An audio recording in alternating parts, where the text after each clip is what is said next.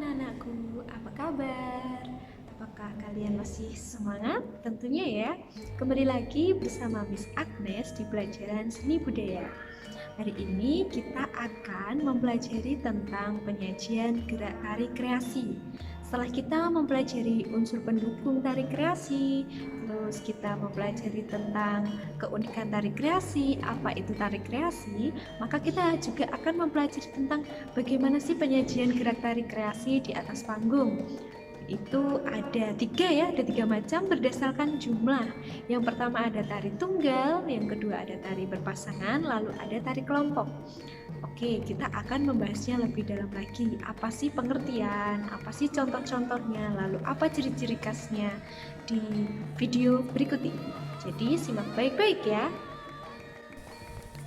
Oke, anak-anak, untuk pembelajaran hari ini kita akan mempelajari penyajian tari kreasi. Yang kemarin kita sudah mempelajari berbagai macam unsur pendukung dan lain-lain. Hari ini kita akan mempelajari jenis tari berdasarkan jumlah, yaitu ada tari tunggal, tari berpasangan, dan tari kelompok. Oleh karena itu, kita akan mempelajari ciri-ciri dan pengertian-pengertian serta contoh-contohnya. Yang pertama, kita akan mempelajari tari tunggal, yaitu tarian yang dilakukan oleh seorang penari. Seluruh gerakan dilakukan oleh satu orang penari sehingga keseluruhannya terfokus kepada seorang penari saja. Jadi di atas panggung itu hanya ada satu penari saja. Lalu apa ciri-cirinya? Yang pertama itu seorang penari memiliki keleluasaan dalam bergerak, baik pola lantai maupun dalam menguasai ragam gerak itu sendiri. Nah, di sini penari bisa ditarikan oleh satu penari laki-laki maupun satu penari perempuan. Dan di dalam tari tunggal, kepekaan dalam penari itu sangat diperlukan karena dia menari di atas panggung itu hanya sendirian saja. Jadi dia tidak bisa mencontek gitu ya dari penari yang lain. Lalu untuk contohnya, ini yang pertama ada tari pendet dari Bali. Lalu ada tari margapati dari Bali ditarikan oleh laki-laki. Lalu ada tari gandagan dari Jawa Barat ditarikan oleh perempuan. Meski kita tahu, kita sering melihat juga ketika ada pementasan, tari-tari tersebut sering ditarikan beberapa orang penari. Tetapi oleh koreografer ini diciptakan sebagai tari tunggal. Jadi kita mengenalnya tari ini disebut sebagai tari tunggal karena ditarikan oleh seorang penari saja. Lalu selanjutnya ada tari berpasangan. Apa sih itu? Tari berpasangan ini yaitu tarian yang dibawakan oleh dua orang penari dan sebagian geraknya berlainan satu sama lain. Untuk ciri-cirinya yaitu gerakannya saling mengisi. Saling mengisi dalam hal ketika kita menari dengan laki-laki dan perempuan itu biasanya menggunakan tema-tema romantis, jadi kita harus saling mengisi agar chemistry-nya dapat gitu ya. Ditarikan oleh laki-laki dengan laki-laki, perempuan dengan perempuan, ataupun laki-laki dan perempuan.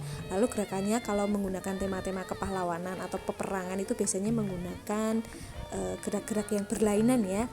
Misalkan kita menombak atau memainkan pedang, itu menggunakan bergerak berlainan. Untuk contohnya, yang pertama ada tari jemparingan ditarikan oleh dua orang laki-laki. Lalu ada tari Srikandi Mustakaweni, dua orang perempuan, dan tari Semarangan ditarikan oleh satu orang penari laki-laki dan satu orang penari perempuan. Jadi bisa dimix gitu ya.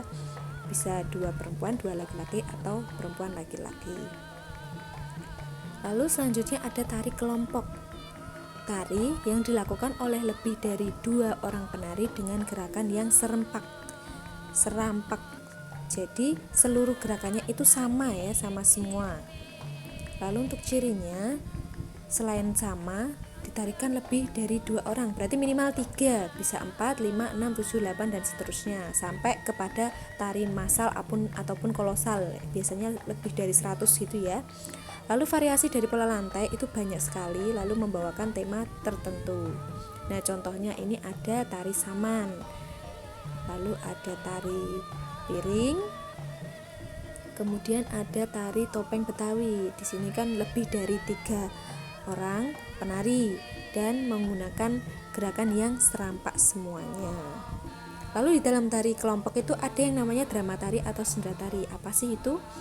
Tarian yang di dalam penyajiannya membawakan cerita atau tema yang memiliki alur gitu ya. Kita sering melihat drama tari atau sendera tari di lingkungan sekitar kita. Contohnya misalkan senda tari Ramayana gitu ya, melukiskan suatu kisahnya apa, kisah Ramayana, Mahabharata, lalu Kidung Babat Tanah Jawi ataupun kerajaan-kerajaan pada zaman dahulu. Lalu untuk ciri selanjutnya yaitu berdurasi cukup panjang. Biasanya kita kalau menarikan tari kreasi itu berdurasi 5-10 menit, kalau senda tari itu bisa lebih dari 30 menit. Lalu ditarikan oleh banyak penari baik laki-laki maupun perempuan, karena di dalam senda tari juga memiliki peran atau tokoh yang memerlukan banyak penari, baik penari tokoh maupun penari pendukung. Kalau di dalam senda tari Ramayana itu kan ada banyak tokoh ya, tokoh Rama, Sinta, Rahwana. Nah, itu adalah membutuhkan banyak sekali penari. Lalu di dalam senda tari ada dialog atau nyanyian. Ada yang belum mengenal senda tari Ramayana? Senda tari Ramayana itu menceritakan kisah Rama yang berusaha menyelamatkan Sinta dengan yang sedang diculik oleh seorang Rahwana. Di dalam senda tari Ramayana ini banyak sekali adegan ya, adegan Anoman obong, Sinta diculik, waktu Sinta ada di hutan. Nah, itu adalah contoh-contoh adegannya.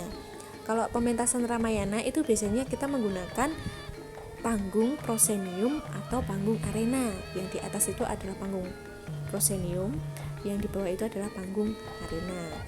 Kita bisa melihat perbedaannya ya, jelas kalau panggung arena itu dikelilingi oleh penonton, kalau prosenium penontonnya berada di depan panggung.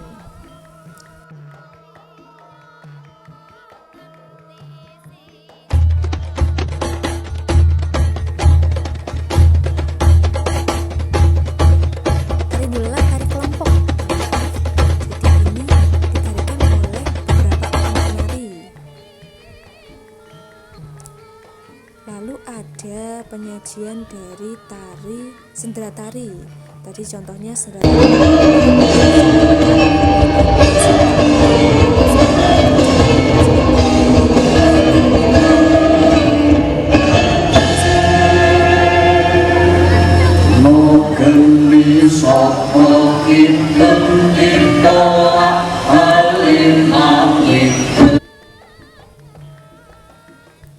Lalu untuk penyajian selanjutnya ada tari Golek Surung Dayung dari Yogyakarta. Ini membawakan tari tunggal.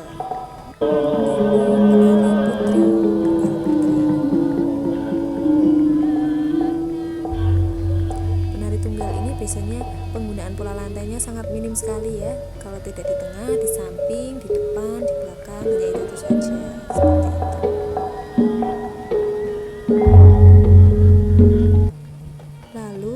Untuk selanjutnya ada tari berpasangan, yaitu contohnya tari Semarangan.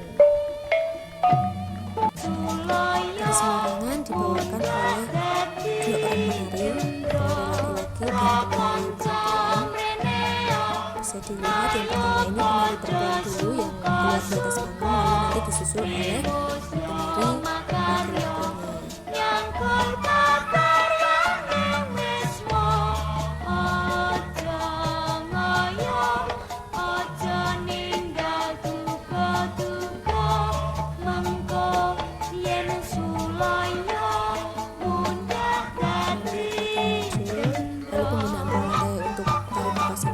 Sedikit lebih banyak daripada tari tunggal. Terima kasih bagi anak-anakku yang sudah memperhatikan video ini dari awal sampai akhir. Setelah ini kalian lihatlah di Google Classroom apakah ada perintah di sana. Lalu kalian segera melakukan aktivitas yang sudah Miss perintahkan ya. Kerjakan tugas yang Miss berikan, lalu kita akan ulas kembali, kita akan review kembali besok pagi di Zoom sesuai dengan jam pelajaran tentunya. Terima kasih ya. Semangat belajar, tetap jaga kesehatan, dan selalu bersyukur dan tersenyum. Terima kasih. Salam budaya. Tuhan Yesus memberkati.